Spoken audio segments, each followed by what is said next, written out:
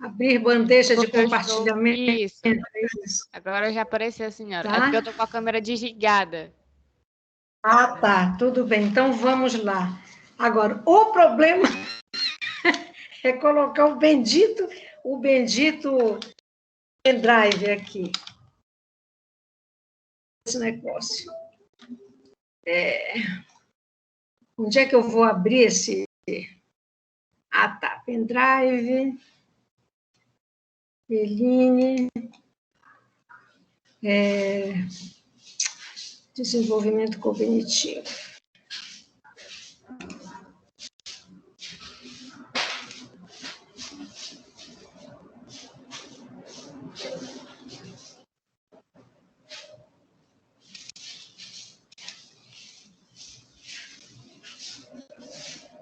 Você está vendo aí? Desenvolvimento cognitivo, Carolina?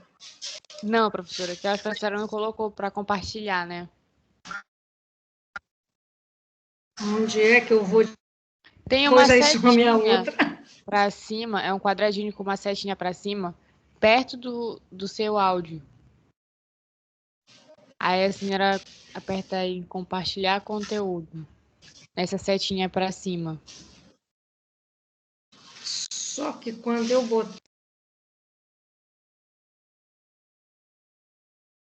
Sumiu a minha tela do Teams, sabe? Você não está vendo, né? Ai, meu Deus do céu. Deixa eu ver se eu...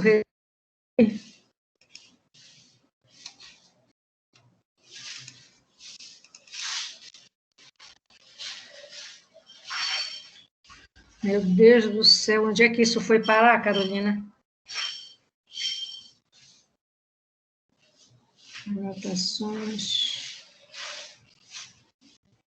Sumiu o arquivo? Normal. Não, é assim, eu não estou achando. É aquela... A tela que é da plataforma. Só está me aparecendo o pendrive para mim.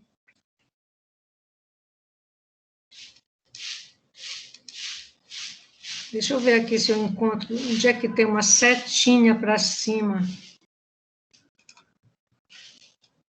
Fechar tela inteira.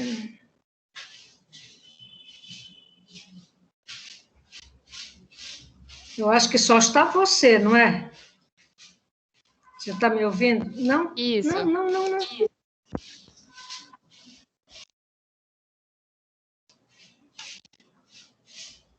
Interessante, onde é que está? Se eu falar, se eu botar o pendrive, você Não vejo. Não vê, não? Não, porque a senhora não colocou em compartilhar. A senhora já colocou o pendrive? Já. Deixa eu ver aqui, A mostrar senhora tenta conversa. localizar onde... Isso.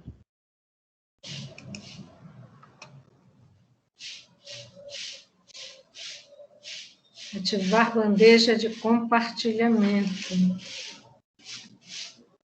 Aperte aí para ver.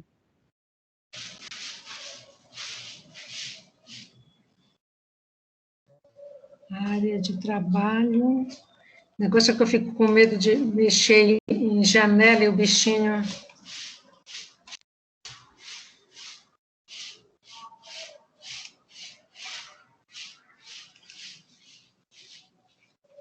Olha, eu acho que francamente...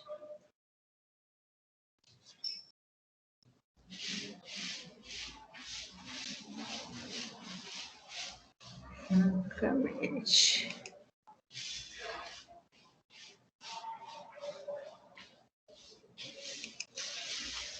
Seria aqui, abrir bandeja de compartilhamento. Deixa eu ir lá ver se eu consigo colocar o pendrive.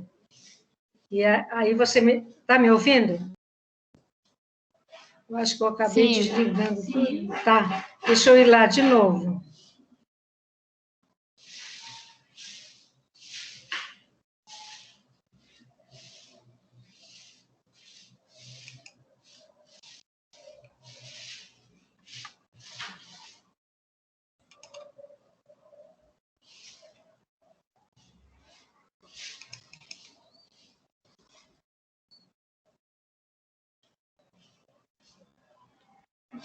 Não apareceu para você?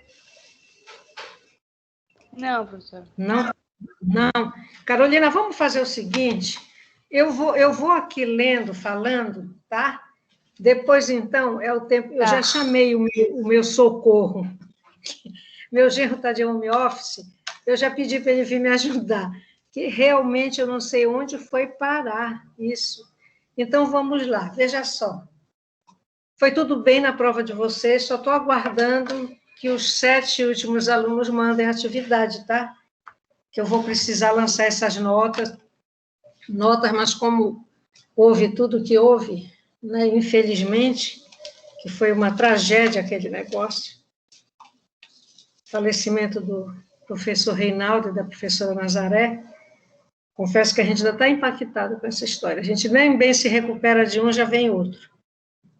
E a gente ainda está com uma sobrinha do meu marido, uma pessoa muito querida, que está muito ruim. Então, vamos hoje para o desenvolvimento cognitivo. Ainda na idade adulta inicial e logo na intermediária, a gente tem que terminar isso hoje, para a gente poder começar na próxima aula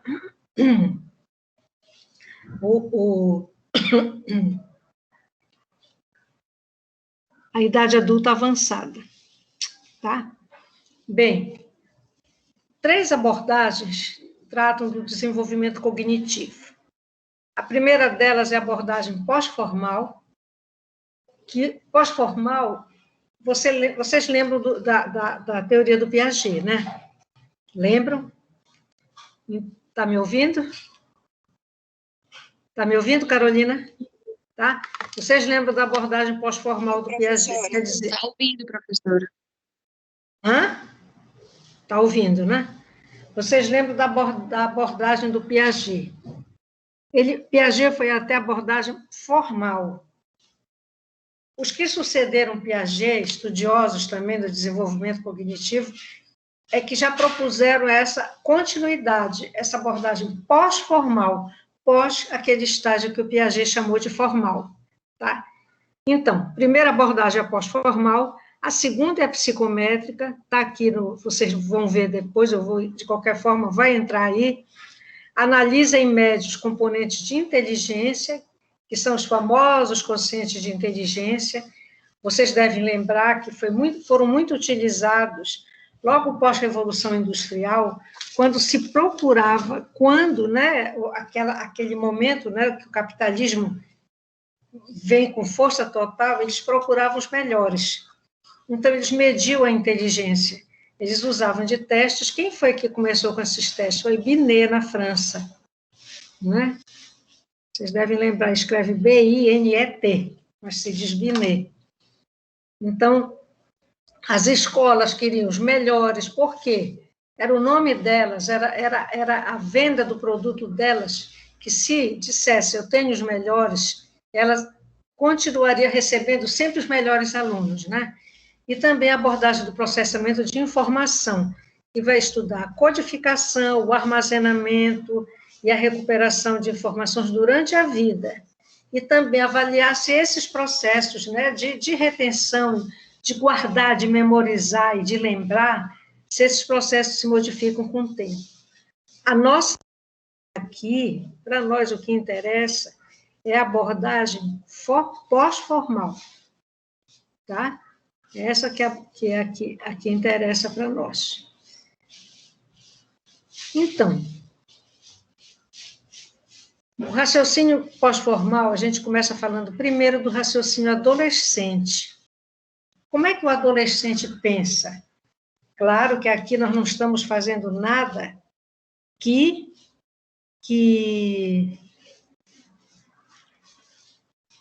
meu Deus do céu, será que eu cliquei em iniciar a gravação, hein?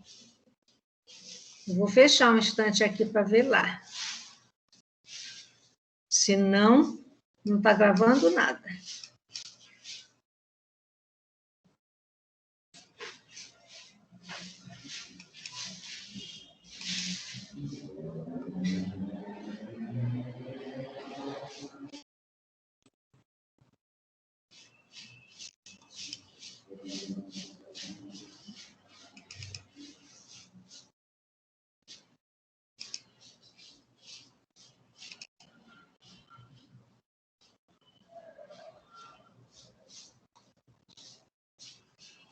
Só falta mesmo eu colocar este bendito pendrive para vocês verem. Agora sim, professora. Apareceu? Agora está aparecendo. Deixa eu ver. Então deixa eu ir lá. Eu mexi ali no negócio. Para este troço aqui andar, tem que ter coragem. Então vamos lá, deixa eu ver. Apareceu o pendrive? Sim. Ótimo, então melhor. Então foi isso aqui que eu acabei de falar. Tá? As abordagens que trabalham o desenvolvimento cognitivo, ou seja, cognição e inteligência. Tá? Interessante que há cerca de uns 15, 20 dias atrás, eu vi no Face, uma pessoa que é minha amiga no Face, falou sobre um curso, seria uma live, 2 lives, sei lá quantas lives, um curso sobre neurociências da cognição musical. Tá?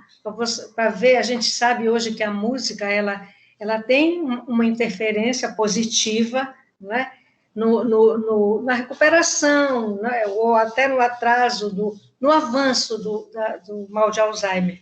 Eles entendem que pode ser utilizada a música, quando aquela pessoa gostava de algumas músicas, é como se esse processo do avanço do Alzheimer sofresse uma desaceleração, né? Então, como eu disse, a ênfase aqui é a abordagem pós-formal. Como é que se pensa o raciocínio adolescente? Normalmente, por conta até do momento de vida, né, do momento de desenvolvimento, claro que isso também não é para todos. Por quê? Porque tem pessoas que a vida praticamente obriga a desenvolver mais cedo, né? Isso não está ligado a uma necessidade econômica, financeira, entendeu? Mas tem pessoas que hoje, principalmente, a gente vê que a família é como se desse conta disso, né? Então, o raciocínio adolescente, ele geralmente busca verdades universais, ou seja, o que é verdade para ele é verdade para o mundo todo. Ele desenvolve argumentos momentâneos e pensa em termos racionais absolutos, ou seja, a decisão dele é naquele momento, ele usa a razão, ele só pensa para aquele momento, ou seja, é como se ele não avaliasse as consequências daquilo que ele vai fazer. Tem muitas pessoas de idade que continuam com essa característica do raciocínio adolescente, sabe?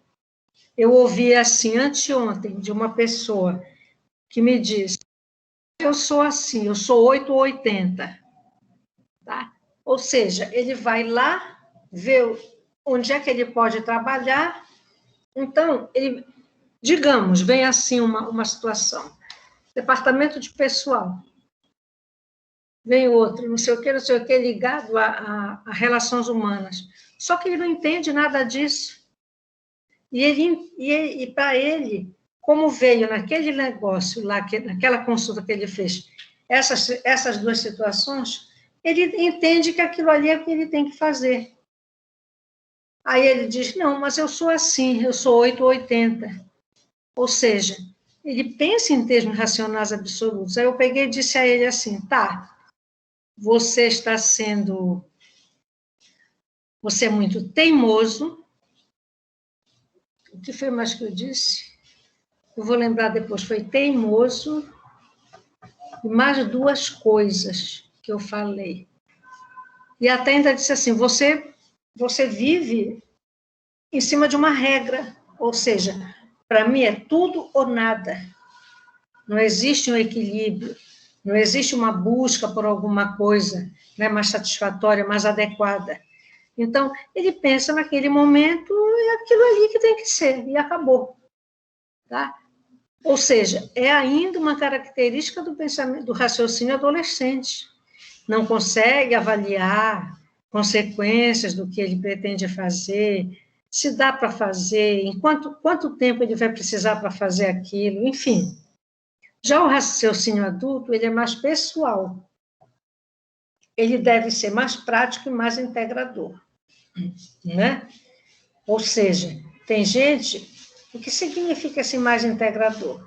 Tem gente que fala irresponsavelmente alguma coisa e deixa o circo pegar fogo. Vocês não estão vendo agora no BBB essa história do botar fogo no parquinho? Isso é uma coisa adulta? Isso faz parte de um raciocínio de uma pessoa adulta? Né? Então, a pessoa que pensa em termos racionais e só tem argumentos momentâneos e não consegue pensar no contexto, ele não é uma pessoa prática. Ele não tem um raciocínio prático. O prático, ele tem que dizer, vamos parar aqui, olha, minha gente, desculpe, a gente está falando demais, vamos né, parar um pouco, vamos ouvir aqui uma opinião do seu fulano e vamos ver o que é que a gente pode encontrar disso, ou seja, ele pode ser mais integrador. A gente encontra pessoas em certos lugares que a gente diz assim, fulano não gosta de brigar, tudo ele quer resolver na paz. Por quê? Porque ele tem esse lado, né, já mais amadurecido do raciocínio, que é o raciocínio adulto, que tem essa capacidade de ser mais integrador, tá? Então, a característica do raciocínio adulto maduro. Uma pessoa que tem esse tipo de raciocínio, ele vai ver, ele percebe que a maioria das respostas da vida é temporária. Nós não vamos conseguir, com uma decisão, resolver a nossa vida inteira. Não, existe um contexto de vida, mas existem situações contextuais, que a gente tem que resolver aquele problema que se apresentou naquela hora. Por exemplo, nós aprendemos a dar aula presencial. Tá? Então, nós estamos nesse sistema de aula, né, online, virtual, sempre achando, né, que isso vai ser temporário, como a maioria das respostas da vida, e que nós vamos retornar, né, aquele os nossos encontros, né, a estar com vocês, estar presentes, enfim. Então, além de perceber que a maioria das respostas da vida são temporárias, ela reúne as dimensões subjetivas, ou seja, em momento nenhum, isso significa que a gente só vai considerar o que o outro quer. Ela também reúne a outra dimensão interpessoal, tá? Sempre pensando que nós estamos em interação, e também não racionais. Nós não podemos pensar só com a razão. Por isso, se torna um raciocínio mais equilibrado. Tá? Nós somos razão e emoção. Nós temos que encontrar o equilíbrio entre essas coisas. Eu não posso ser só razão. Tá? Entendeu? Quando eu falo que reúne a dimensão subjetiva e não racionais, tá? Eu estou falando em equilíbrio. E aí eu estou falando aqui em interpessoais, dizendo que nós consideramos essas dimensões subjetivas e não racionais para todos. Eu não posso pensar numa decisão só o que eu quero. Eu posso chegar com vocês e dizer, olha, tal coisa assim, assim, a direção orientou que vai ser dessa e dessa forma. Entendeu? Ou seja, eu estou transmitindo uma orientação que veio da direção, veio do alto, tá? Mas que a gente imagina que tenha sido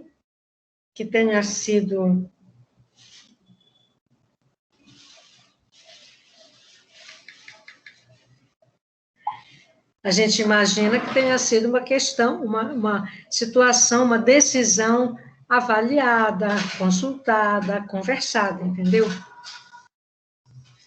Para ver se é o melhor para todos. Bem,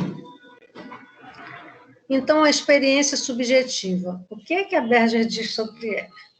Ela vai dizer que o raciocínio amadurecido integra as formas abstratas e objetivas do processamento, e as formas expressivas e subjetivas resultantes da sensibilidade ao contexto. Olha aqui, nós precisamos estar sensíveis ao contexto. A gente, às vezes, esse período, essa semana, inclusive, né, que a gente, com tudo que houve, nós estamos vivendo um contexto que ele se ampliou, né? Além de nós já estarmos vivendo uma pandemia, essa pandemia se agravou, eu, pelo menos, já tomei a segunda dose, mas eu confesso para vocês que eu ainda estou hoje com 7 dias da segunda dose, ou seja, eu preciso tomar muito cuidado ainda, mesmo com a segunda dose, por pelo menos mais uns 7 dias. E depois eu preciso estar tomando todos os cuidados de uso de máscara. Não é por conta, né, de eu ter tomado a vacina que eu vou dizer, não, agora está tudo legal, negativo. Tá? Então, as formas abstratas, aquilo que a gente, né, imagina, mas não garante que pode ser, e também o que é objetivo, tá?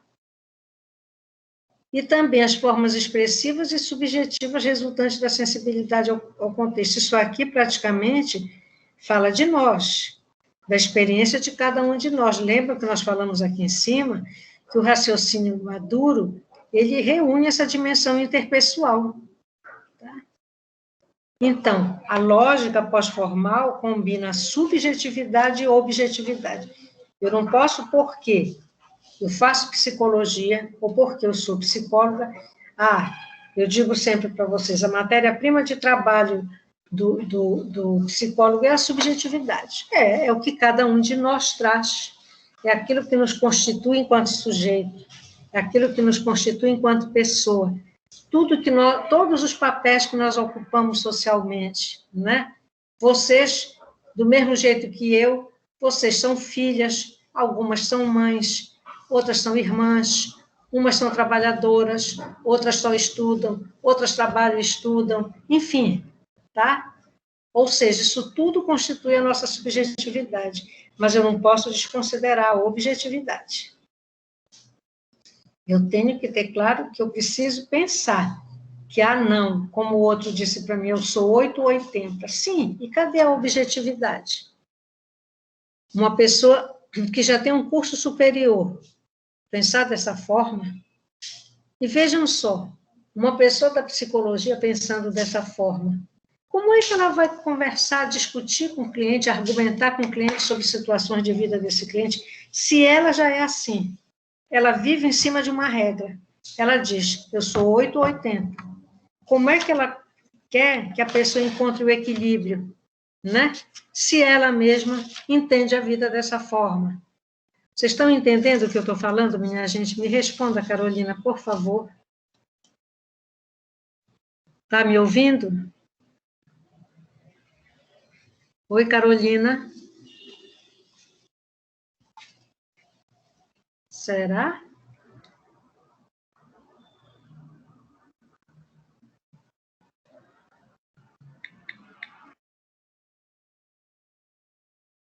Para com isso.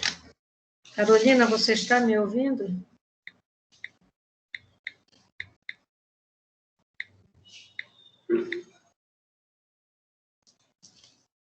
Quando vocês não falam... Professora, a gente está lhe ouvindo. Como? A gente está lhe ouvindo. Tá me ouvindo? Então, vocês estão entendendo o que eu estou dizendo? Que essa lógica pós-formal combina a subjetividade e a objetividade? Nós, da psicologia, minha gente, nós precisamos ter juízo.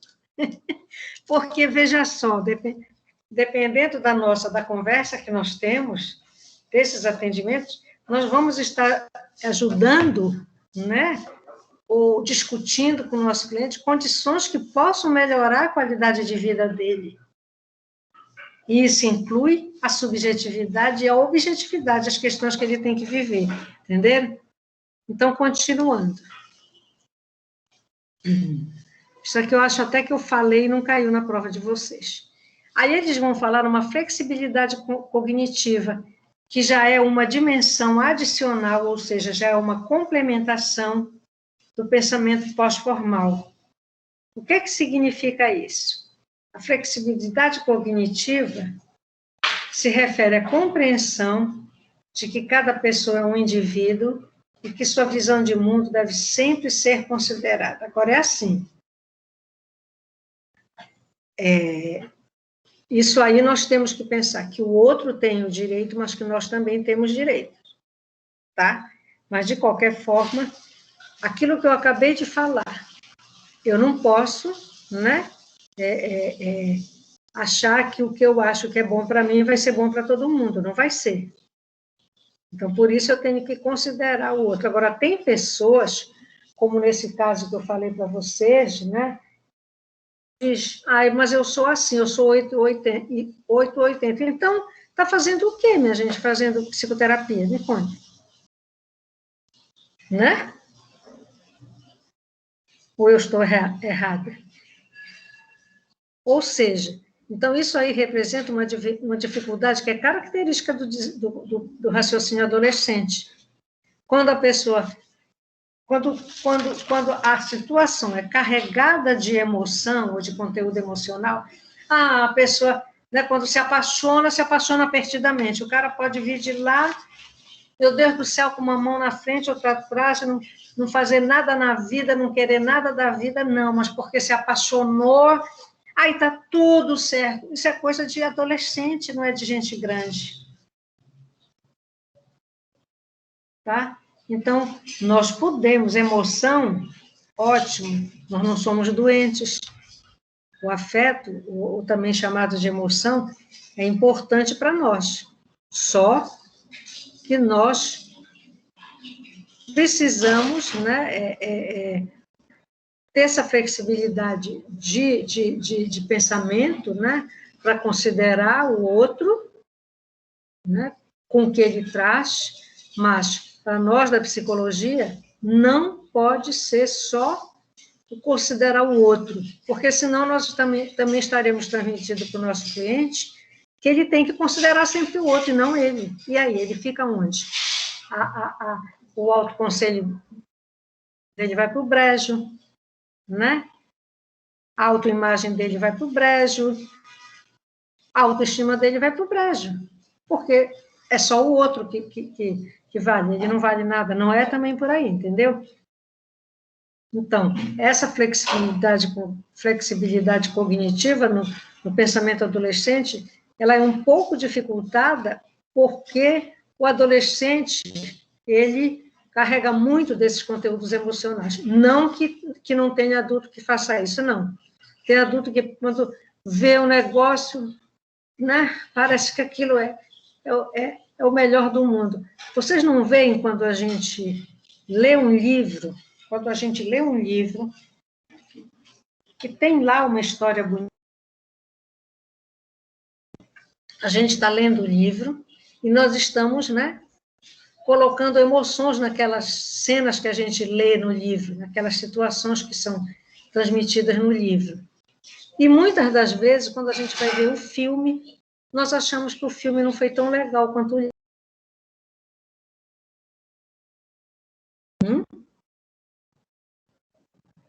Já viram alguma vez isso aí?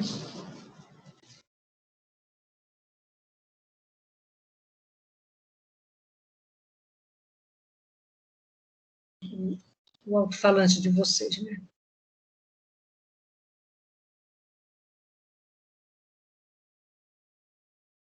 Eu não estou nem conseguindo enxergar, professor. Compartilhamento de tela.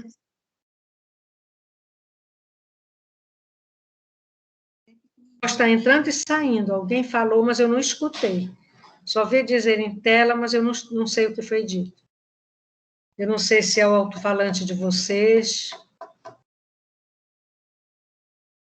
Então, o que é que significa a dialética, né? A dialética entende que toda ideia de verdade traz em si a sugestão de a ideia ou da verdade oposta. Ou seja, para mim, a verdade sempre vai haver uma verdade para o que eu sugiro, sempre vai ter uma sugestão oposta. Não existe essa coisa rígida, né? Pouco flexível, de que eu disse que isso aqui é bem isso. Alguém pode dizer, é madeira, só que é um compensado, não é uma madeira forte, ou seja, então, sempre vai haver uma verdade oposta. Então, cada ideia ou cada tese implica uma ideia oposta, que a gente vai chamar de antítese. E isso como é que a gente diz? Todo o tempo está mudando, todo o tempo está num processo. Então, para cada tese, ou ideia, ou verdade, sempre vai haver uma antítese que vai ser integrada numa síntese. Essa nova síntese é constantemente avaliada, vai passar a ser uma tese que se transforma numa antítese, porque outras verdades vão sendo incorporadas. Enfim, isto é um processo. É um processo. Claro que tem muita coisa que a gente que já viveu um pouco mais, a gente diz, puxa vida, né? Eu lembro, né, daquilo que a gente fazia, hoje a gente não pode mais fazer. Né? Na minha rua ainda moram pessoas que eram garotos quando nós praticamente 100 anos, já vivi numa cama. O resto praticamente já saiu tudinho, né? E a gente vai acompanhando esse processo, né, do viver, o que vai acontecendo. E hoje nós quase... Hoje ninguém senta numa porta para pegar vento, para bater papo. Quem é que vai sentar na porta? O pessoal tá em pé, batendo papo. Também não sei o que faziam, né? Passa um carro, não sei de que cor, mata um monte. Tá? Então, é por isso que essa tese, não, eu vou sentar na porta, não. O outro pode dizer, olha, eu já evito sentar porque é perigoso. Ou seja, já integra numa nova síntese, sentar na porta é perigoso. Mas, de repente, em algum lugar, pode ser que ainda se consiga sentar na porta para bater um papo, entendeu? Faz parte desse processo de vida. A Berger diz que os pensadores realmente dialéticos reconhecem a natureza subjetiva da realidade. Toda realidade tem um lado subjetivo, e a necessidade de firmes compromissos com valores que nós sabemos, né, eles sabem, vão se modificando com o tempo. Né? Havia, no meu tempo de adolescente, muita exigência, e que nem tinha razão de ser. E a gente vivia pensando, para que isso tudo, né? Então, quando nós, depois que crescemos, né, constituímos família, nós já vamos dizer assim, eu não faço mais isso com meu filho. Mas vejam só, tem pessoas que não. Dizem assim, não, eu bato porque eu apanhei e continuo vivo aqui. Entendeu? Ou seja, a criatura não apresenta uma flexibilidade cognitiva. Né? Agora, pensadores dialéticos reconhecem que, embora muitos pontos de vista possam ser válidos, aqui é ser, tá? É só SE, alguns podem ser mais bem justificados e defendidos que outros, que dessa maneira proporcionam uma base melhor para decisões mais cuidadosas.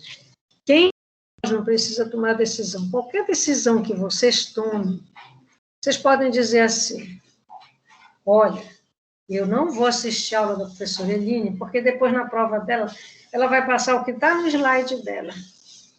Mas, então, isso vocês já sabem como é a professora Eline, mas tem professores que não. Olha que eu gosto de slide enxuto, mas tem professores que não, que passam um slide super, super, super enxuto, e o aluno é obrigado a assistir a aula, senão ele não vai conseguir fazer a prova. E vocês sabem disso. Ou seja, né, vocês têm pontos de vista que são válidos que servem de base para decisões melhores e mais cuidadosas. Então, isso que a gente está falando aqui pode ser aplicado em qualquer situação, tá? Então, qual a importância do pensamento dialético na atuação profissional do psicólogo?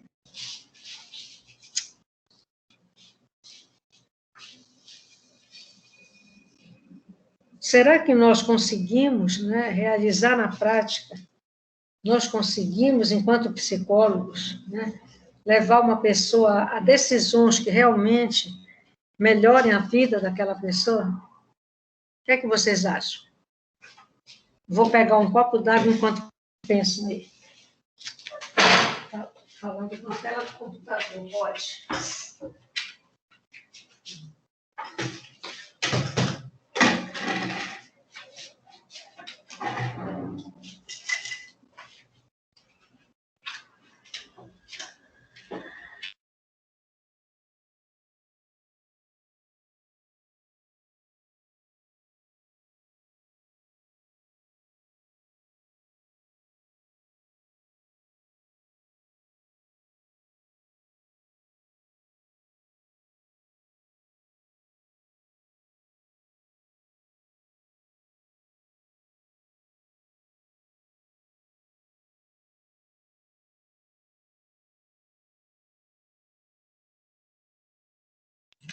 Então, o raciocínio pós-formal, subjetivo e objetivo, flexível,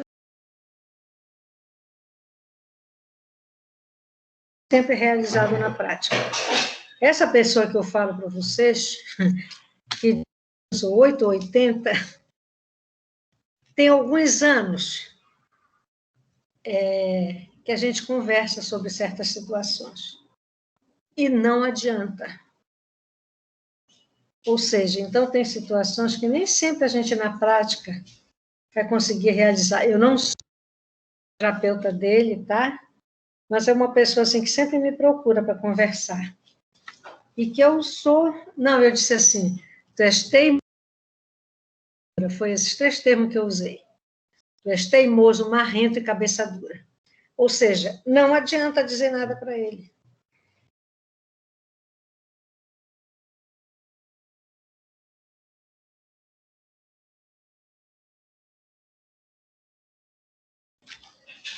E eu ainda disse mais, assim, eu disse, veja só, a gente tem que reconhecer, quando a gente atende uma pessoa, quando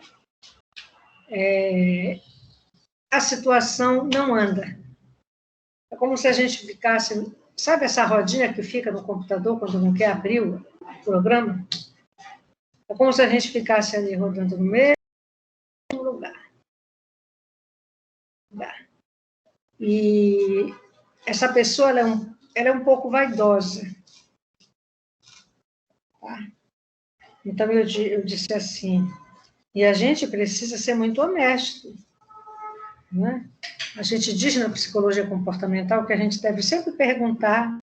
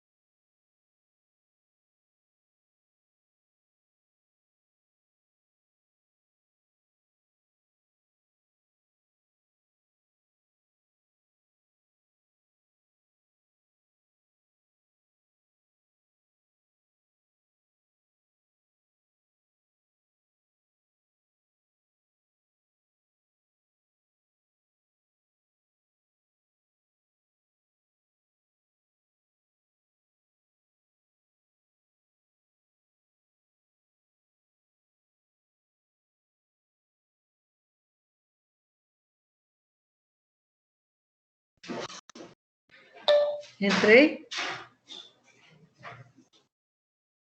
Agora sim, professora. Vamos lá. Agora volta novamente para o slide. Espera aí. Ah, minha gente, eu tive agora uma notícia de estágio, um problema com pandemia. Ai, ai. Deixa eu...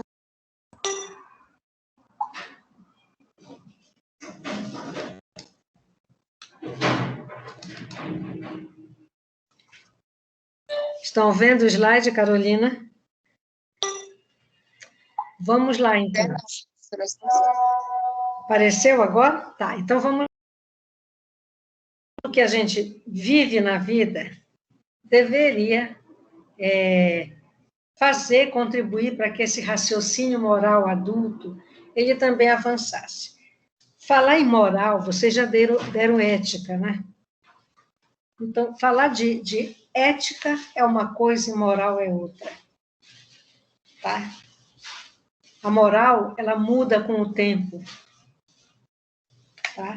Vocês veem em diversas situações, as relações homoafetivas, Deus o livre, não eram aceitas socialmente, né?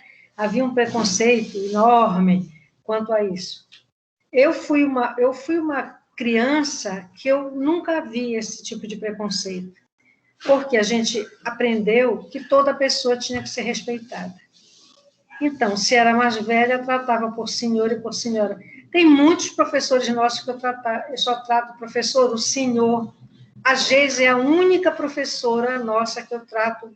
Geise, tu queres, tu fazes. Tá? Por quê? Porque o que eu vivi, a forma como eu fui, né, ensinada, o que eu aprendi, sempre disseram para mim, foi mais velho, trate por senhor.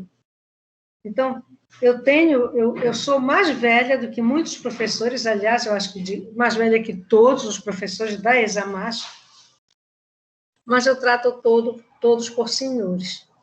Então, o que é que diz? Que as responsabilidades, as experiências, os interesses, né, que a vida adulta vai trazer, e a própria experiência universitária, no caso, nossa experiência, tanto de vocês como minha, eu não sou universitária, mas eu estou dentro, eu convivo com universitários, né?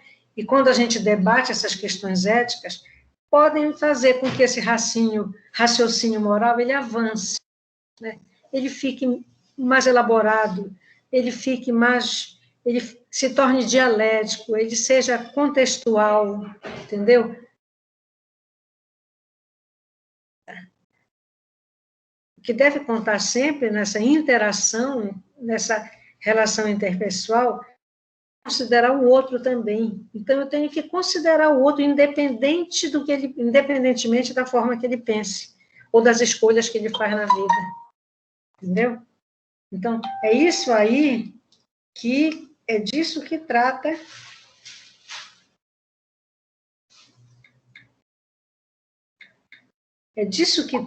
esse raciocínio moral adulto.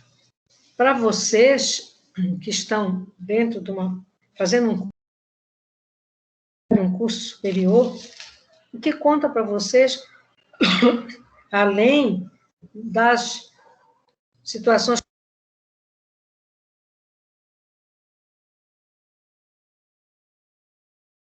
debatidas dentro do próprio curso. O que vocês querem para vocês e o que vocês não querem. Agora, sempre entendendo que o respeito é fundamental. Eu não tenho... Tem até um post hoje, eu podia ter anotado, que fala sobre isso, né? Eu tenho que pensar sobre mim e não criticar o que o outro faz. O outro tem o direito de viver o que ele escolheu também. É mais ou menos por aí. Então, e se tratando das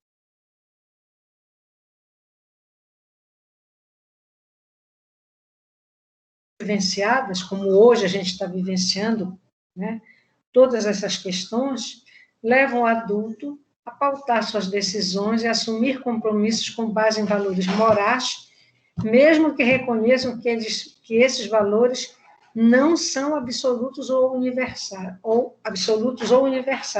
ou seja, a moral não é universal.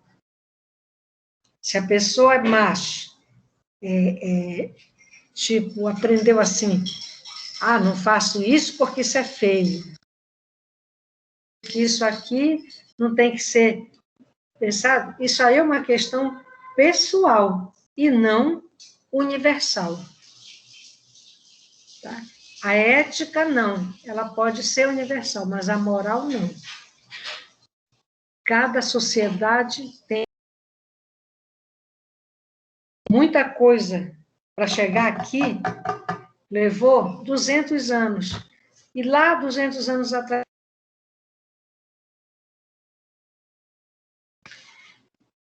quando a gente fala nas relações homoafetivas, que hoje se chama assim, lá na Grécia elas já existiam e não era considerado imoral. Tá? Então, um problema é quando tiraram a filosofia dos cursos, né?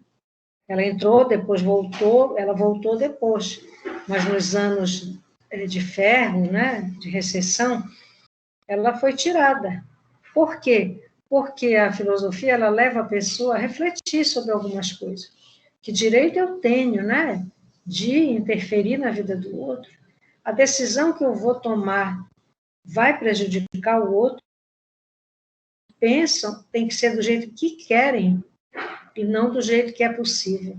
Passam por cima das pessoas, faltam com respeito, às vezes nem conhecem, não sabem a história daquela pessoa e vão levando tudo, porque é assim que elas pensam e acabou. Isso não é um raciocínio adulto, muito menos um raciocínio moral. Então, todas as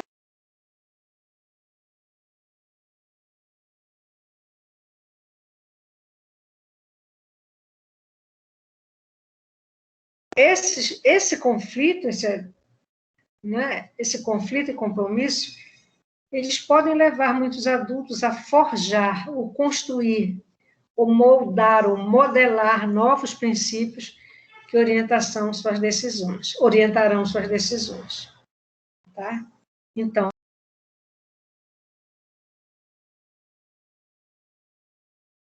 uma ordem para ter um progresso, não. Tem situações, vocês viram agora na pandemia, quem pensava em vacina, sabiam que existia esse vírus, ele já existia, né? Mas ninguém sabia que podia acontecer do jeito que aconteceu, nem ninguém sabe ainda como ele surgiu. Tá? Então, vejam só, se as pessoas não tivessem essa capacidade, elas jamais iriam, né, tão rapidamente se debruçar para encontrar vacinas. Então, esses conflitos, eles podem levar ao progresso. A gente não vai dizer que o conflito ele é prejudicial, nem sempre é. Tá? A gente pode viver de uma forma e passa por uma situação muito difícil e que a partir daquela situação a gente constrói uma nova vida. Eu posso falar sempre, eu vou dar esse exemplo que é meu de novo também, né? Quando a gente teve um acidente de carro, você já sabe, eu já falei para vocês da quantidade de fratura que eu tive, foi um tratamento muito longo, eu tive muito tempo para pensar muita coisa. E eu decidi, se Deus me permitiu continuar vivendo, eu preciso viver melhor. É um presente que eu tenho à vida e eu preciso viver melhor. Não que a minha vida fosse ruim, não, pelo contrário. Tá? Mas em algumas coisas eu precisei mudar. Então, muita coisa eu deixei de valorizar. Ela pode levar a um crescimento cognitivo. Claro, quando a gente fala cognição e inteligência, não é só porque eu vou aprender mais na educação superior. Não, é porque a educação superior ela pode tornar as pessoas mais flexíveis,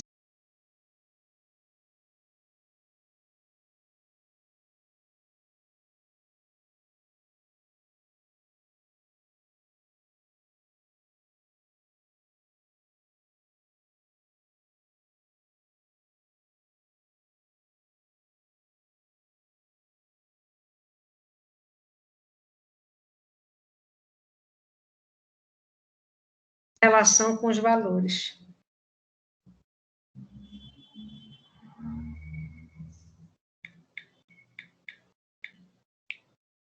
Tá?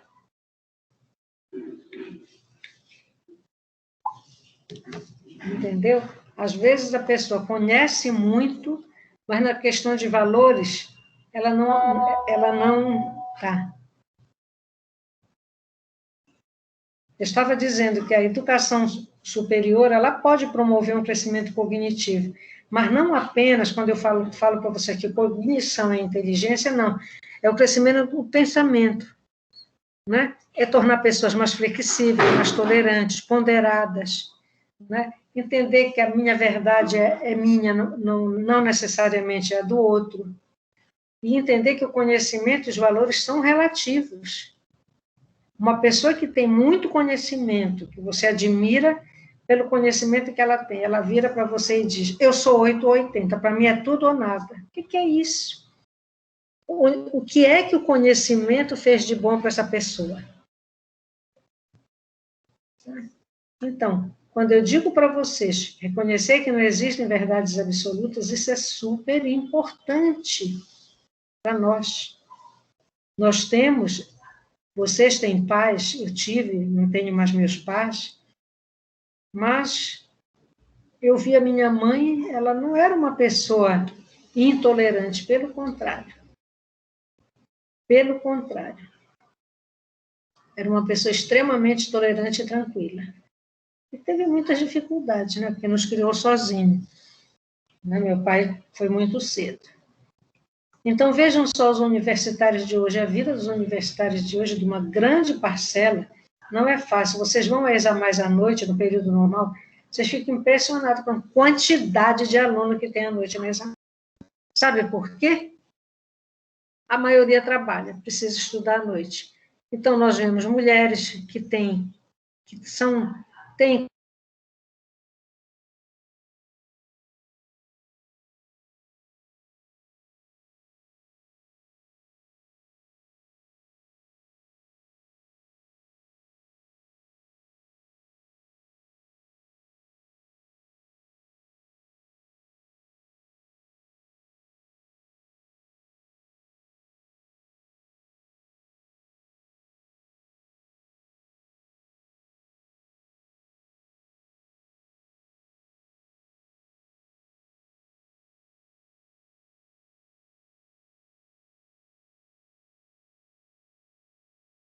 Caiu a internet, professora.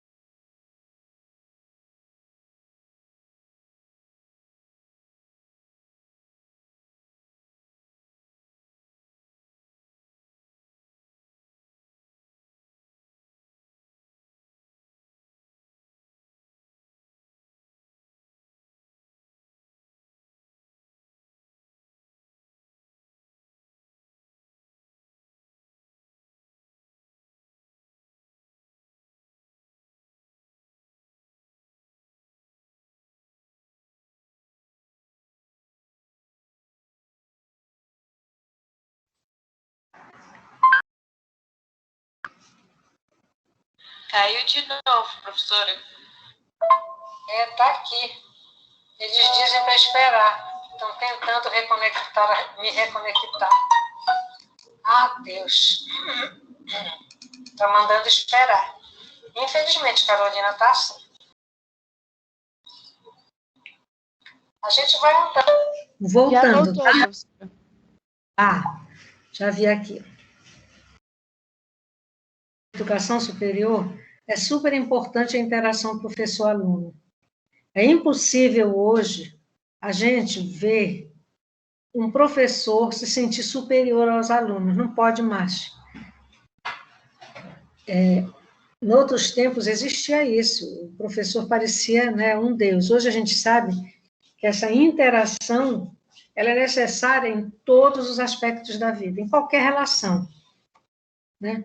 E quando há essa interação, há um interesse do aluno na aprendizagem, tá? E esse interesse, essas interações, podem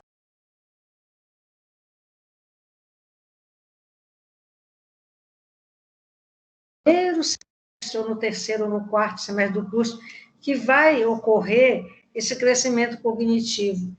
Às vezes, a gente ouvia muito no início do curso, alunos diziam assim, mas por que eu dou antropologia? Eu não vou ser antropólogo, para que eu quero saber? Para que eu vou dar estatística se eu não vou ser estatístico? E a antropologia com a sociologia, elas são super importantes, porque são elas que vão falar diferenças. Por que existem essas diferenças? A antropologia faz muito isso. Eu sempre falo falo num livro que o nome dele é Cultura, Saúde e Doença. Como a cultura pode interferir na saúde e na doença. Então, quem fala disso é a antropologia, né? A antropologia, por exemplo, fala sobre pessoas que, quando tem aquele carro dos sonhos, é como se a pessoa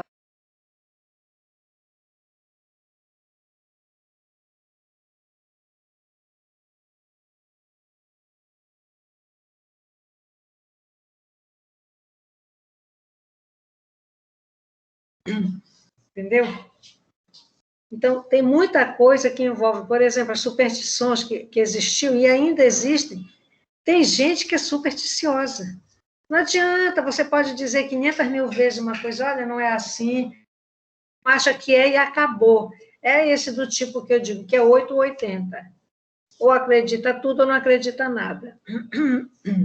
Então, as interações sempre vão ser importantes, não só professor-aluno, mas também a interação professor-aluno. Vocês mudou nesses 5 anos, não. A ciência está avançando. Eu não disse há pouco que eu vi esse curso, Neurociências, Cognição Musical, um negócio assim, por aí o nome. Ou seja, isso é um avanço, né? A medicina avança, a farmácia avança, a psicologia avança, né? Vejam psicologia comportamental, a quantidade de áreas que ela hoje já estuda, né? A quantidade de áreas, hoje a gente praticamente, quem vai trabalhar num CRAS, ele tem que se voltar para aquelas normas de assistência. Então, ele é psicólogo de formação, ele vai atuar com psicologia, mas ele precisa saber legalmente o que significa aquele local de trabalho, se ele está num CRAS, se ele está num CREAS, se ele está num CAPES, enfim. Ou seja, só o curso não vai dar condições de você sair do curso e trabalhar lá fora, e dizer, olha, eu sei tudo, eu sou psicóloga. Não, não é por aí. O curso, ele tem uma postura, generalista. Tem que ter. Vocês têm que ouvir de tudo um pouco. Por exemplo, no nosso tempo, não tinha psicologia jurídica, não tinha psicologia do trânsito, não tinha psicologia ambiental. A gente não fazia estágio em CRAS, na assistência, porque nem existia. Isso é recente, 20 anos. Por aí, quando começaram, né, os primeiros CRAS, se não me engano. Ou seja, e tem muita gente sobrevivendo. Uns foram buscar porque, né, tiveram necessidade, outros precisaram daquilo. Mas a gente precisa conhecer para saber o que é que a gente tem para encaminhar, pelo menos, né? A gente chega na idade adulta intermediária, no desenvolvimento cognitivo. Então, vocês já viram que a perspectiva, seja ele biosocial, psicossocial ou cognitivo, é que o desenvolvimento ele ocorre durante toda a vida.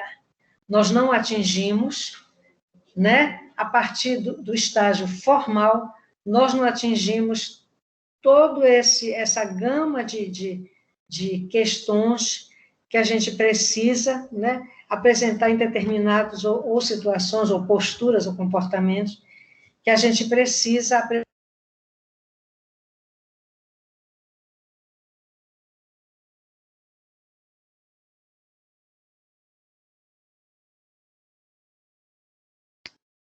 Não é essa marcha. Tá? Então, por isso, o desenvolvimento cognitivo ele é multidimensional, multidirecional, ele é contextual e é plástico. Vamos falar primeiro essa questão da plasticidade cerebral, que nos permite avançar no conhecimento, nos dá condições, né, de colocar tanta coisa dentro da nossa cabecinha. Quantas disciplinas vocês têm no 5º semestre? Vocês vão ter aí um semestre que vocês vão ter, se não me engano, 8 disciplinas. Olha a quantidade de coisa que vocês têm que ter num dia para fazer uma prova, no outro dia, outra prova, vocês vão lá, pegam outro monte de coisa para fazer a prova, e no outro dia, outra prova, e assim vão uns 7 dias, geralmente, do período, 7, 8 dias do período de prova. Tá? Então, ela é multidirecional, por quê? Porque ela pode ir para várias direções.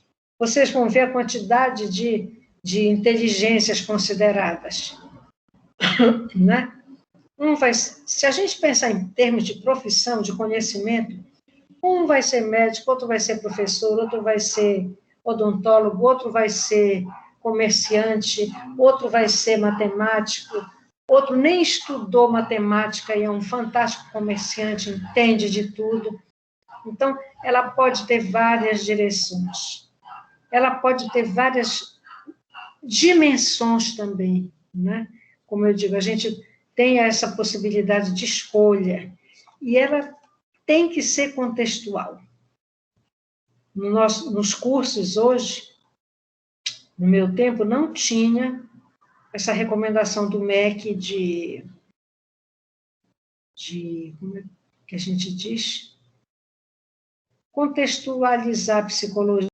Hoje, por exemplo, é preciso trabalhar questões relativas à Amazônia, porque o nosso contexto é a região amazônica, tá? Então, é onde nós estamos. Não que a gente não tenha que saber do resto do Brasil. Eu até acho, não sei se tem alguém de fora aí, mas eu até acho que nós aqui conhecemos muito mais o Brasil do que o do Sul conhece aqui para cima. Porque, de vez em quando, a gente vê umas bobagens sendo ditas, né? Como se só fosse cidade lá no sul, o resto tudo para cá fosse interior. Mas interior no sentido de coisa fechadinha, lá no fim do mundo, entendeu? Então, é muito legal que a gente atente para isso. Por isso que a gente precisa ter muito cuidado com saúde. Cuidado com velocidade, cuidado. As pessoas idosas para não caírem, porque podem bater a cabeça, mexer com isso. Quando é que a gente vê que essa plasticidade ela é quase perdida? Com a idade, e nem sempre só com a idade, porque tem pessoas que apresentam demência até com pouca idade. Tem um tipo de demência que pode aparecer com 40 anos. Ou seja, não necessariamente é uma questão da velhice, tá? Então, como ela diz que não existe um atributo único chamado inteligência. Os pesquisadores defendem a existência de inteligências distintas, diversas. Por quê? Foi o que eu acabei de dizer. Um dá para a música, né? Por que ele deu para a música? Outro adora matemática, né? Um exímio pintor. Né? Outra pessoa borda maravilhas, faz maravilhas com as mãos, né? Enfim. Outro é um fantástico também pedreiro. Como é que ele vai subir aquela casa e fazer com que aquela casa fique retinha, direitinha, ele sabe usar aqueles equipamentos todos para ver se está no prumo, enfim. Então, existem diversas inteligências. Aí vocês vão ver, para mim, aqui, esse tópico aí, eu até gosto muito, porque eu acho que realmente ele expressa melhor, né? Não sei se é só para mim ou se vai ser para vocês também. Cattell e Horn, Nos anos 60, eles falaram das inteligências fluida e cristalizada. Esses dois tipos de inteligência, eles são afetados de modo distinto pelo envelhecimento, ou seja, de modo diferente.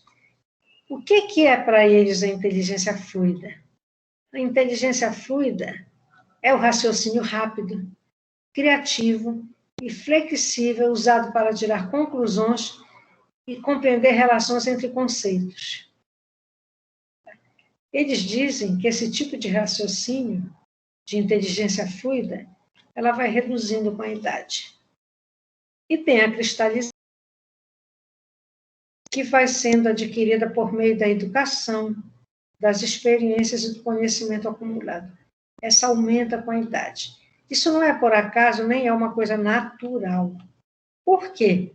A cristalizada, adquirida por meio da educação, das experiências também no curso, aumenta com a idade. Claro, vocês estão aprendendo.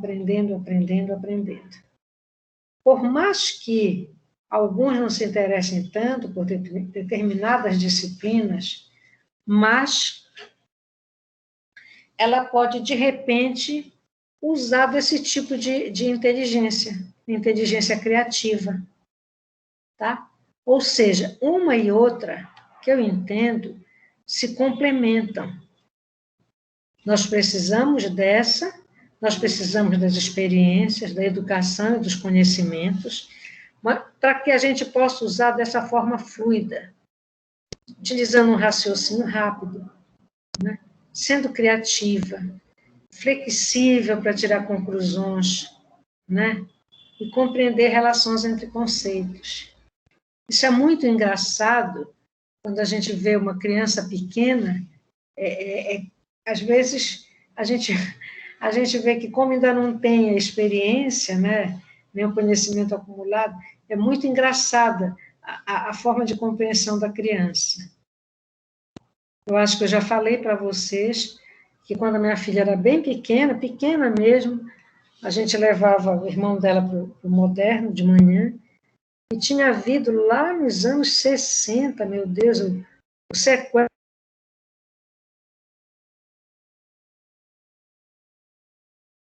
Meu filho perguntou assim: mãe, o que é Cuba? E eu lembro quando a gente tinha um Fusca, ela estava em pezinha, não tinha essa lei que tem que andar com cinto, em pezinha entre os dois bancos da frente, ele na frente do meu lado e ela atrás em pezinha ali. Aí ela olhou para ele e disse: tuba, maninho, ora, tuba de gelo. Olha aqui, ela usou de um raciocínio rápido, mas a partir do conhecimento que ela tinha, da pouca idade que ela tinha. Quando ela falou tuba, que ele perguntou Cuba, ela falava errado ainda pelo que ela estava se referindo. Então, na criança, é muito interessante identificar essas coisas. Quando era um adulto, a gente... não sei se vocês viram ontem à noite o tal do BBB, quando aquele Caio, se eu não me engano, falando sobre suposições, ele disse assim, então, ele deveria ter dito, então, supondo que, tal coisa assim, ele disse, então, suponhando que, entendeu? Ou seja, aí a gente vê, né, o grau até de conhecimento, apesar de já ter idade, pode ter. Nós não conhecemos as experiências de vida, né? Enfim. Mas eu trouxe esse BBB porque é tão criticado, eu nunca assisti, eu não assistia mesmo. E então eu estava fazendo alguma coisa, mas estava ouvindo. Eu estava dizendo, por um lado, pode ser um terror. Realmente tem coisas que a gente vê ali que são terríveis, mas por outro lado, a gente ainda vê que o brasileiro, ele ainda pensa de forma correta.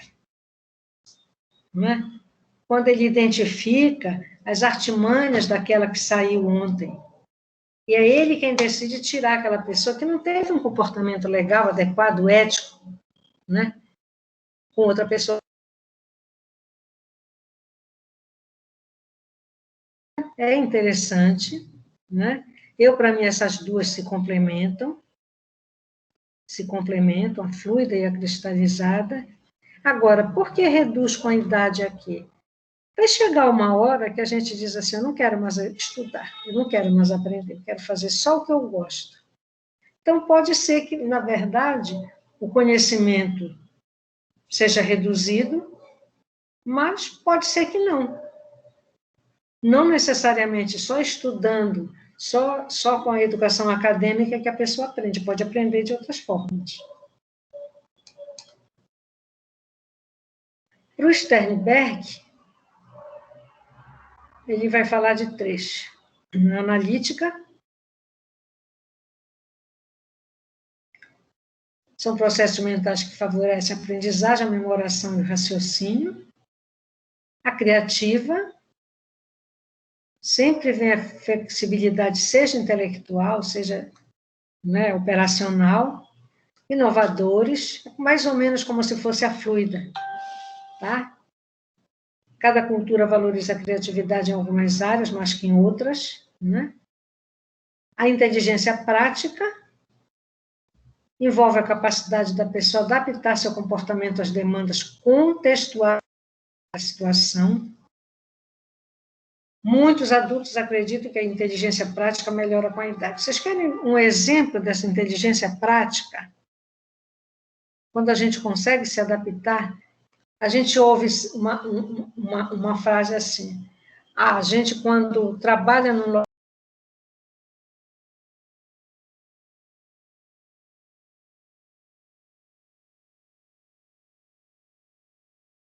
do lugar que eu trabalho.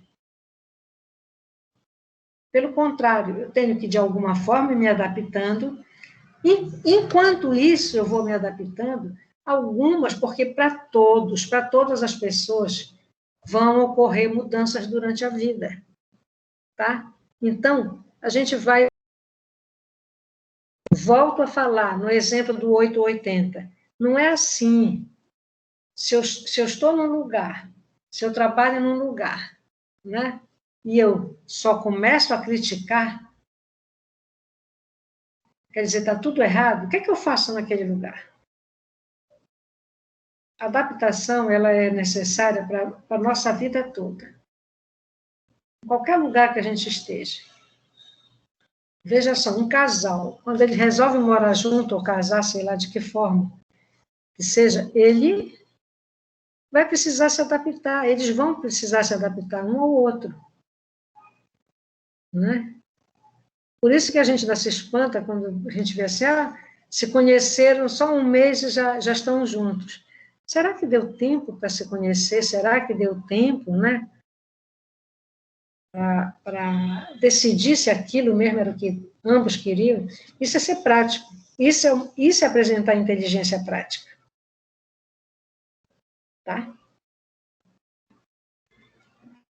Melhorar com a idade. Já o Gardner, ele vem falando de 8 tipos de inteligência. A linguística, olha lá.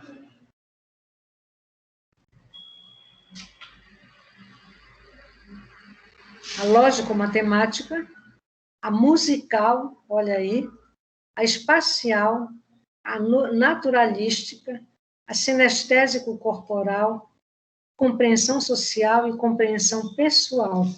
Essa questão da sinestésico-corporal, eu digo assim, tem gente que a gente vai num corredor estreito, né? A gente está indo, 2 pessoas vêm vindo. Vêm as 2 folgadamente no corredor estreito. Parece que não enxergam que tem outra pessoa que já ia e que não vai dar para passar. Isso é uma questão sinestésica corporal. É como se não tivesse noção da dimensão do seu corpo. Bora, naquele lugar estreitinho, ainda mais agora com esse negócio de distanciamento social, isso é complicado. Um dia desses eu fui pegar almoço, almocei ali no Formosa, e eu estou na fila que as pessoas vão se servindo, né, até chegar no caixa. Uma criatura resolveu vir na contramão. Agora, já é apertado aquilo ali, e com o distanciamento social, ela vinha se encostando em todo mundo, e eu não queria que ela se encostasse em mim. Aí eu Fiz assim. Ela olhou para mim, desculpa. Olha, eu estou lhe pedindo desculpa. Eu com a máscara na cara, né? Eu estou lhe pedindo desculpa. Eu só fiz assim. Botei o dedo no ouvido, como quem diz, já ouvi. O que é que ela queria mais? Né? Ah, porque eu pedi desculpa. Tá certa. Quem estava errado era eu. Todo mundo estava errado. Ela com aquela bandeja na mão, empurrando todo mundo, encostando em todo mundo. Francamente, né? Aí envolve a outra de compreensão social e de compreensão pessoal. Envolve a espacial também. Né? A lógico-matemática também envolve. Por quê? Num corredor de 1,5 m, se 3 pessoas quiserem passar, cada uma ter 80 centímetros de... Né? Não vai dar para passar, só vai dar para passar 2. A gente olha e avalia. Quando a gente dirige, não tem que ter essa coisa, né, do espaço? Eu tenho que ver. Se tem, quero avançar entre 2 carros, se o meu carro vai dar para passar ali. Se eu tenho medo, é melhor eu aguardar, se eu acho que não vai dar. Tá? Então, para o Gardner, existem todos esses tipos. E hoje, como eu falei para vocês, essa inteligência musical já está sendo estudada até pelas neurociências. Então, a maioria das pessoas tem capacidade de atingir, pelo menos, uma proficiência mínima em todas as 8 inteligências. Mas a herança genética e a cultura podem desenvolver mais uma do que outras. Quanto à genética, claro que precisa de estudo, né? Mas a cultura, ela é fantástica. A gente se admira quando, numa família que ninguém deu para aquela criança, né, começa a apresentar uma tendência para a música ou para um instrumento qualquer. Pode ser a cultura, pode não ser a cultura familiar, mas de alguma forma pode estar, né, dentro daquele contexto, daquela cultura que ela é criada. A inteligência direcional.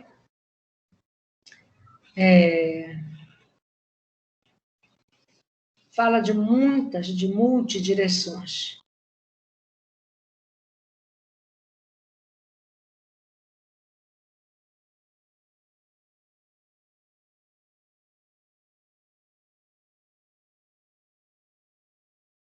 A multidirecionalidade não significa que está indo sempre para frente, não. Ela pode tomar uma direção de avanço, de repente ela pode pode tomar uma de parada, de repente ela apresenta uma certa regressão, daqui a pouco ela avança de novo, e depois ela avança muito mais, e ela dá uma nova parada. Então, não existe essa coisa linear, tá? Nossa, não existe isso.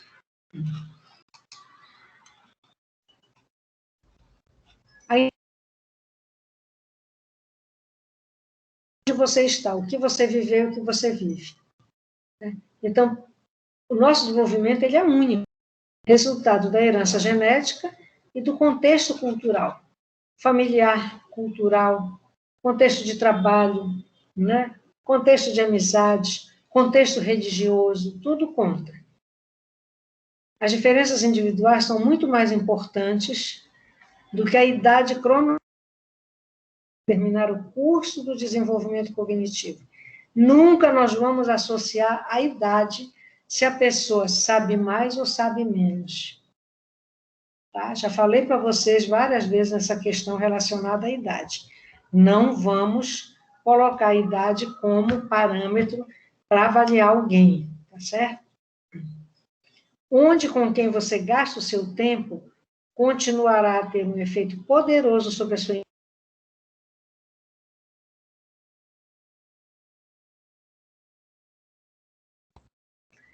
Se vocês se cercam de pessoas, né, mais a contribuir, melhor. Se no seu contexto familiar você tem diversas ofertas, de diversas possibilidades, né, claro né, que isso vai ter um efeito poderoso sobre a sua inteligência.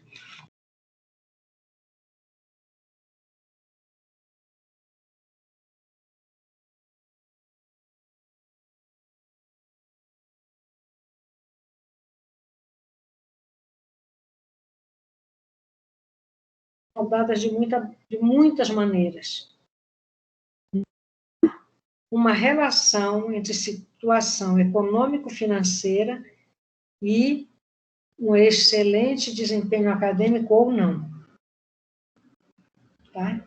Agora, claro que um ambiente que valoriza o conhecimento, ele tem que moldar, né, ou forjar comportamentos ou inteligências mais avançadas. As aptidões, elas são uma das coisas que nos leva a melhorar ou aprimorar nossas aptidões. Nesses tempos de pandemia, uma das coisas que para muitos, né, ajuda a passar o tempo de uma forma produtiva é a leitura. A leitura de um livro, de 2 livros, enfim.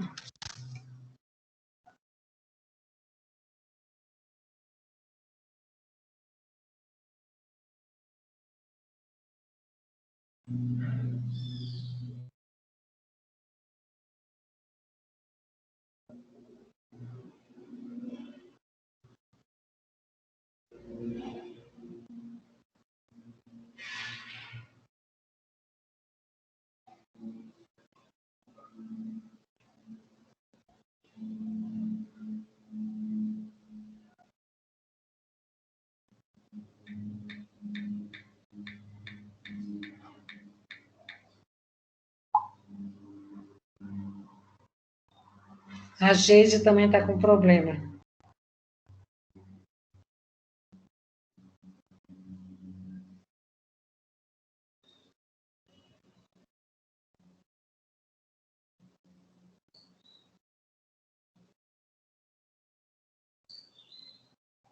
A gente fica até emocionado. Tem um professor da arquitetura que estava internado há um tempão. Ele deve ter uns 10 dias e agora que ele está retornando para dar aulas.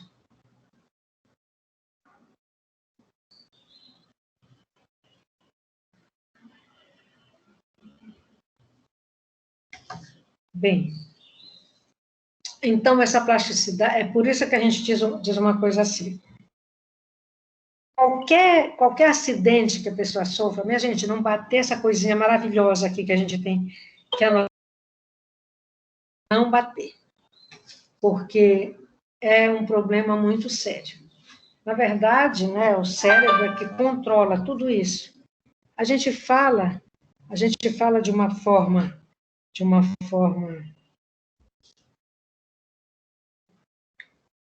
a gente fala de uma forma generalista, né? Claro que tudo interessa. Mas quando a gente fala na genética, a gente está falando um pouco disso também. Tá? Isso vem o quê? Isso nos remete a quê? Até uma gravidez mal conduzida, né? Da mãe, como foi o desenvolvimento depois. Não, vocês sabem que os nossos neurônios, eles precisam de proteínas. Imagina o que está acontecendo com essas crianças que estão por aí, com tanta gente desempregada por conta da pandemia. É um problema social muito sério. Tá? E, infelizmente, é o nosso Brasil que está passando por isso. São coisas que poderiam ter sido, né, pensadas de forma diferente. Avaliar o bem-estar do outro deveria ser o ponto fundamental de qualquer um que estivesse, né, ou de qualquer pessoa que estivesse trabalhando por uma nação. Mas, infelizmente, no Brasil não é o que se vê. Né? A instrução, ela também pode, né, alterar ou melhorar Por que ele diz pelo treino? Vocês vivem sendo treinados, nós vivemos na vida sendo treinados. Vocês trabalham, vocês escutam, vocês leem, vocês veem atividade, vocês veem um filme, vocês são testados na prova. Então, as aulas, tomem as aulas como treinos. Tá? E que essas aulas é que vão alterando. Claro que junto com as aulas está a interação professor-aluno, nem sempre é fácil, né? Eu sei muito bem disso, tá? A gente já pensa o cérebro de uma forma muito melhor que há 20, 30 anos atrás. Era muito comum a gente dizer que com a velhice a gente ia perdendo as células, os neurônios. Eu lembro que eu estava me preparando para o vestibular e uma pessoa que eu gosto muito até hoje, apesar dela morar longe, eu pouco vê-la, ela um dia virou para mim, ela disse, sabe, Eline, tu já não vais conseguir aprender muito. E eu estava numa aula de biologia, né? Cheia de gente a sala. Aí eu olhei para ela e disse, meu Deus, por que eu não posso mais aprender? Não, porque tu estás velha, tu já estás com idade. Imagina, minha gente tinha 40 e não sei quantos anos. A flor da idade. E aí, eu disse, não me diz isso. O que é que eu estou fazendo aqui? Estou perdendo tempo, então. Aí, numa hora que eu levantei o dedinho,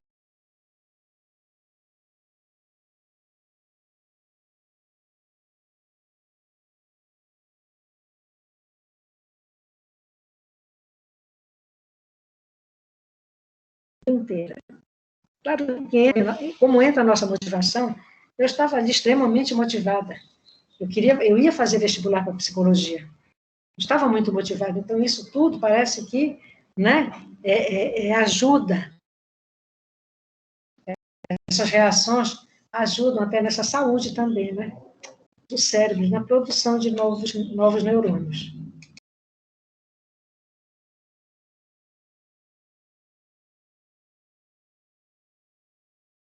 Do diário aqui,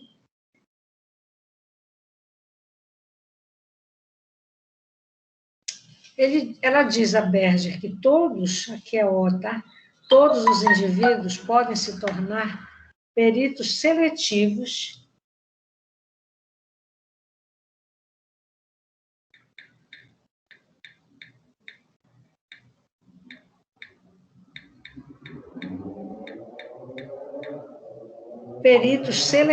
em atividades que para eles sejam significativas. Isso quem falou sobre aprendizagem significativa foi o David Eusebel, quando ele fala em aprendizagem.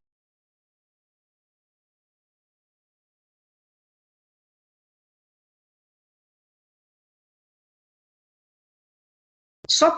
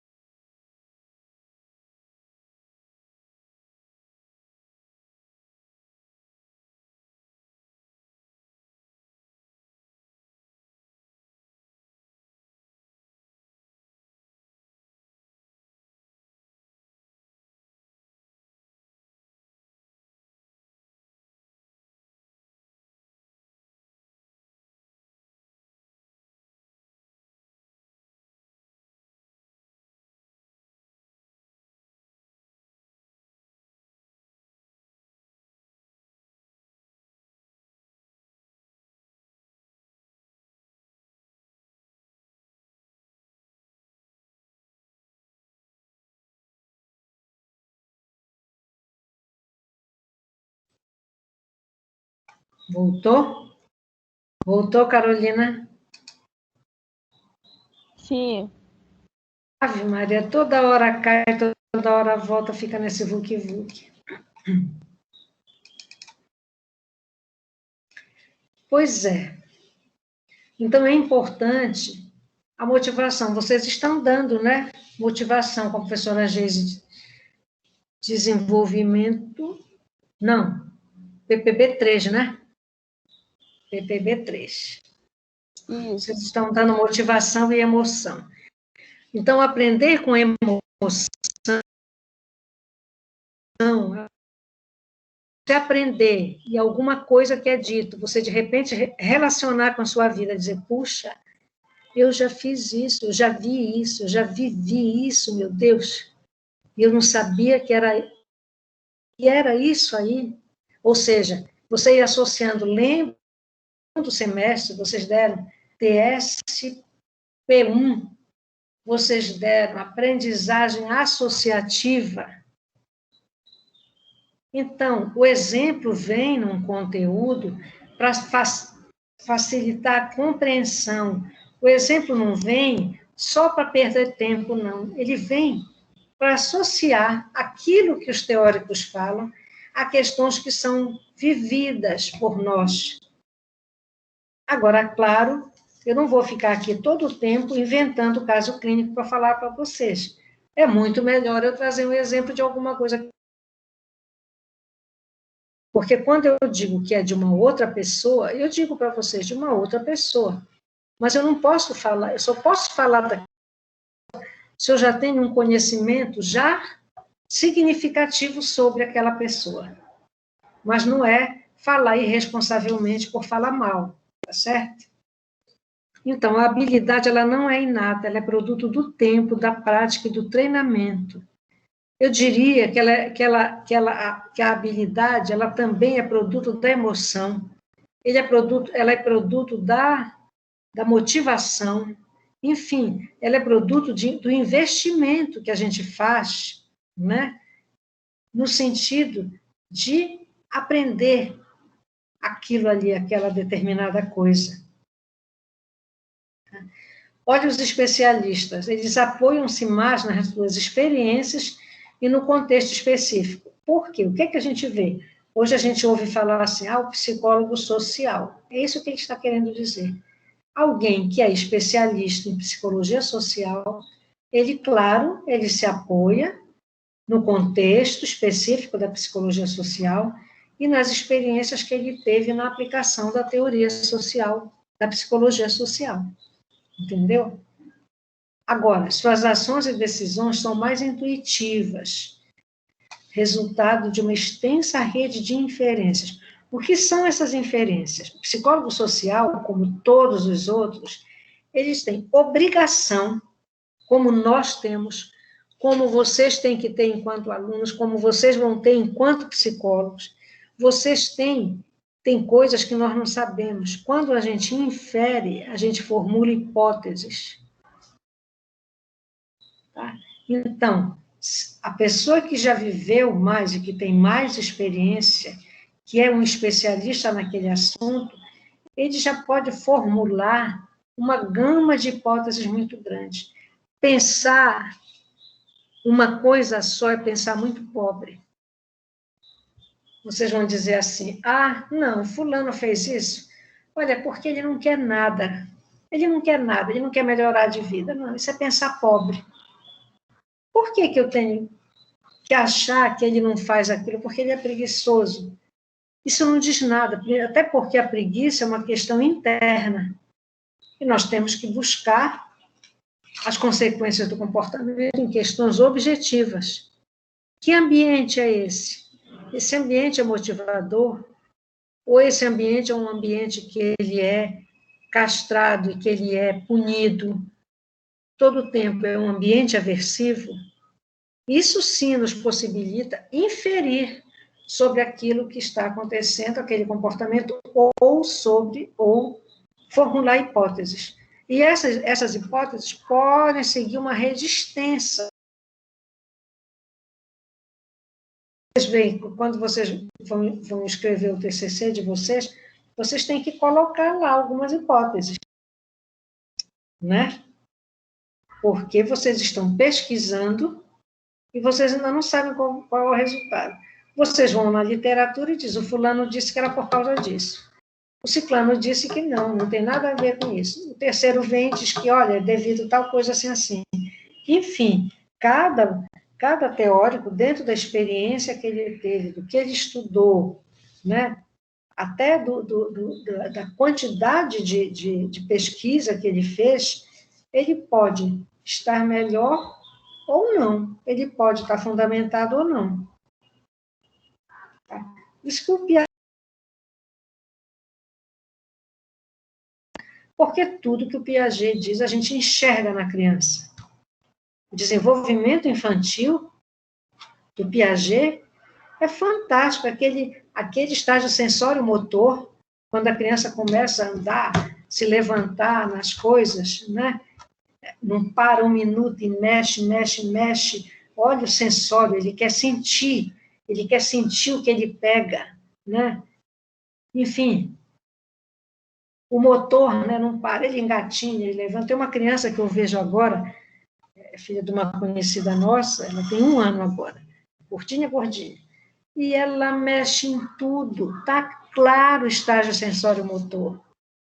É muito bom quando a gente olha e diz, meu Deus, Piaget tinha razão.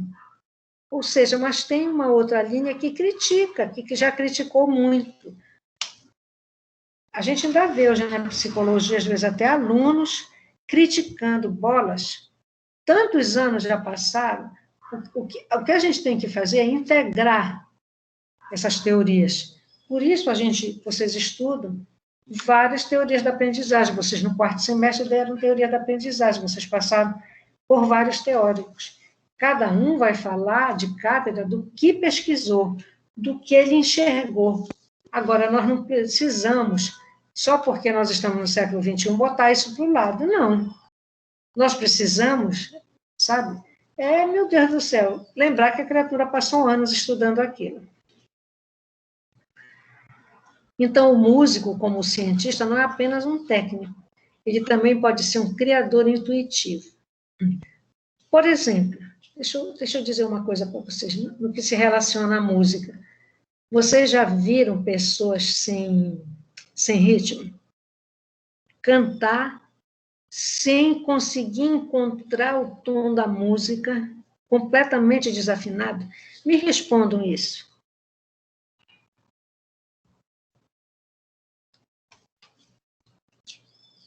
Não dá para notar? Quem tem ritmo, não nota quando alguém que canta fora do ritmo, ou que canta, né, não tem, como é que eu falei agora?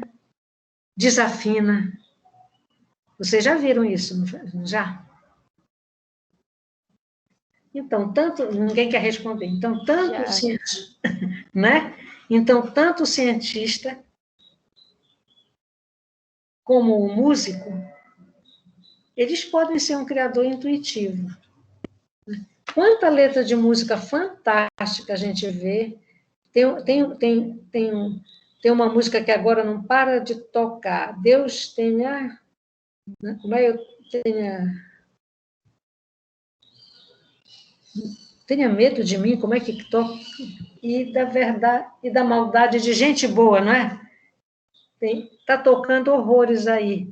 Ou seja, Deus me proteja de mim e da maldade de gente boa. Ou seja, de onde ele tirou isso, essa letra?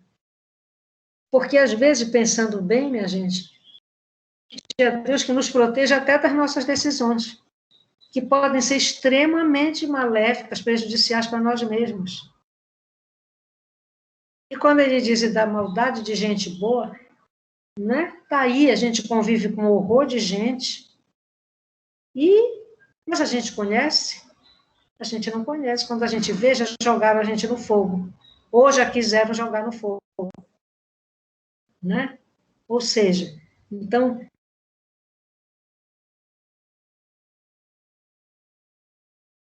o cientista ele vai atrás de descobrir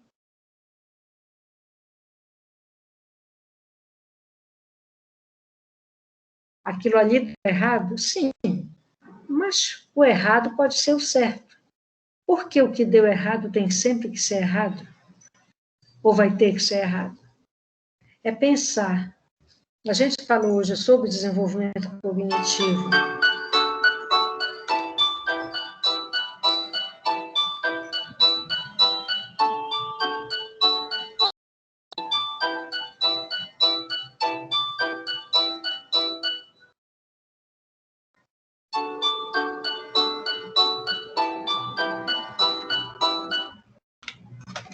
Eu não vou atender porque eu não sei quem é. Então, depois liga de novo. Ou então manda uma mensagem melhor. Então, veja só. Até perdi o que eu estava falando. Então, a gente tem que também, antes da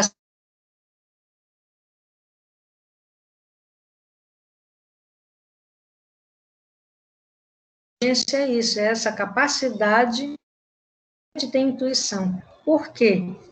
Eu preciso ter claro algumas coisas. Isso, e vai sofrer interferência de uma série de coisas que nos constituem, seja, né, que constitui a nossa cultura, alguma coisa. A gente planeja uma coisa, tem que fazer. Quando chega lá na hora, a gente diz assim, não, eu não vou, não. Vou deixar isso para amanhã. Não é que eu deixo para amanhã o que pode fazer hoje, não é bem por aí. Se eu vou funcionar por essa regra, eu posso até estar passando mal, mas eu vou dizer, não, eu não vou deixar para amanhã o que eu posso fazer hoje. E não é bem por aí a história. Muito cuidado com regras, tá? Minha gente, muito cuidado com regras. Então, ele diz que os especialistas, eles têm mais e melhores estratégias para cumprir determinadas tarefas e são mais flexíveis. Por quê? Seguem a intuição. Não vão só por aquilo que já terminou aqui o desenvolvimento cognitivo.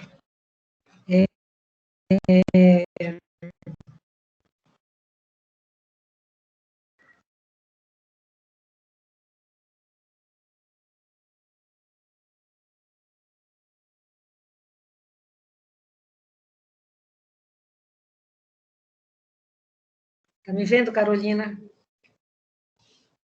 Vejam só, pessoal. Eu gostaria de pedir uma coisa para vocês. Eu vou mandar pelo WhatsApp da Carolina. Eu gostaria que vocês assistissem um filme que é uma palestra daquele filósofo Leandro Carnal. O título é A Utopia da Melhor Idade. Então, o que significa esse título? Utopia, o que é? Um sonho. O sonho da melhor idade. Né? Então, ele faz um resgate histórico, como é que eram vistas as pessoas com mais idade. E ele vai falar um pouco da interferência que tem nisso. Eu tenho um resumo que eu fiz, tá? E que vai ajudá-los quando assistir o filme.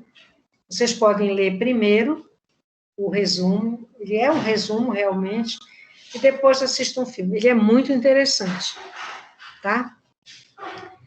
A utopia da melhor idade. Dizer que sempre o envelhecimento será falar de melhor idade não é verdade. Por isso ele diz a utopia. Deram esse nome, melhor idade, não sei nem com que intenção. Eu até ainda vou procurar quem formatou esse termo, melhor idade. Tá?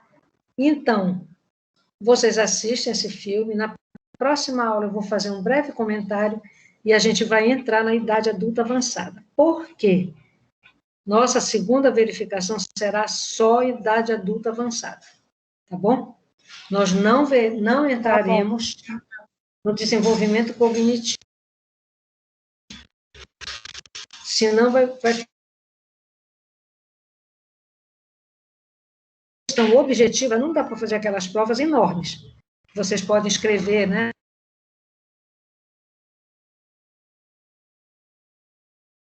Desculpe as interrupções, mas na quarta-feira próxima a gente já deve estar, nós, os professores, já dando aula de lá, da Examarte. Então, lá, a internet é muito melhor que das nossas casas, com certeza. Carolina, muito obrigada. Ana Belém, muito obrigada. Quem é que está mais? Você falou? A Nildiane e a Tainá. Pergunta para a Nildiane se a Nildiane mandou a atividade dela. Oi, Nildiane. Responda para...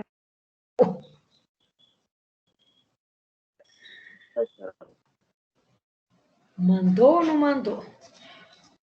Qual o livro? Só a Olivia, né? Em nome de todo mundo que mandou. Tainá também está aí? Sim, professora, eu tô. Cadê a sua atividade, Tainá? Eu não mandei, professora. Vai querer ficar só com a nota da prova? Eu posso mandar hoje ainda? Olha, querida, quem quiser mandar hoje é o último dia. Eu preciso lançar essas notas. Vou dizer uma coisa para vocês. O coordenador toma conta dos professores. E a dona Regina toma conta dos coordenadores. Então, é muito desagradável a gente ficar sendo chamada a atenção. Ela não chama atenção. Professora Eline, cadê suas notas? Não. Mas, enquanto coordenadora, ela manda aquele baile que aí a gente vai com todo cuidado atrás dos professores. Quem ainda não lançou nota, quem ainda não lançou nota. Então, por favor, eu ainda vou aguardar até hoje.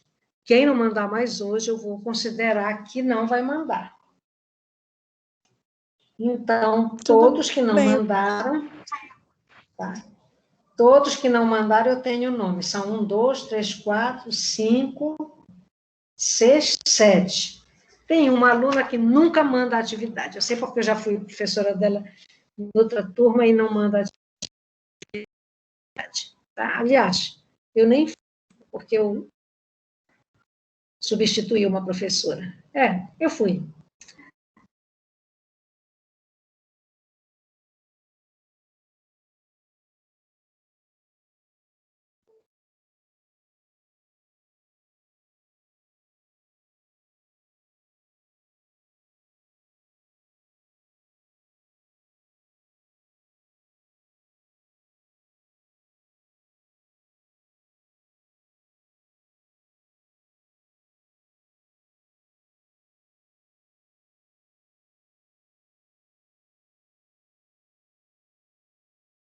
Caiu sua internet, professora.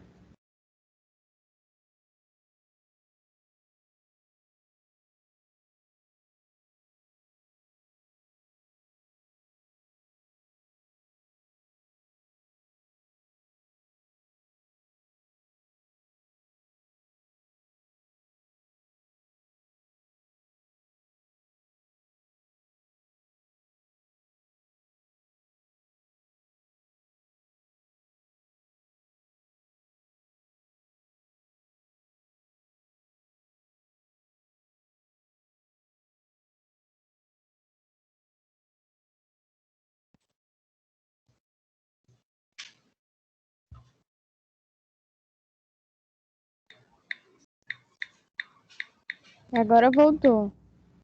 Então, era o que eu tinha para falar para vocês. Eu vou mandar o resumo e vou mandar esses slides. Eu vou ver se eu consigo postar na plataforma os slides, senão eu mando pelo seu e-mail, tá, Carolina? Tá certo? Tá bom, professora, eu aguardo. Tá? Muito obrigada por tudo, viu? Obrigada pela ajuda, obrigada a vocês que estavam aí. Estava o Rodolfo, estava a Tainá, estava a Nildiane, estava a Belém, estava a Carolina. Eu acho que são vocês, né? Tá bom?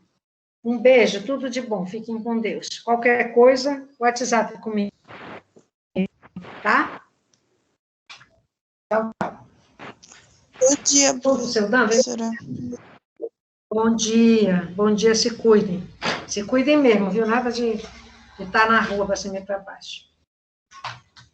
Era lá que eu vou olhar.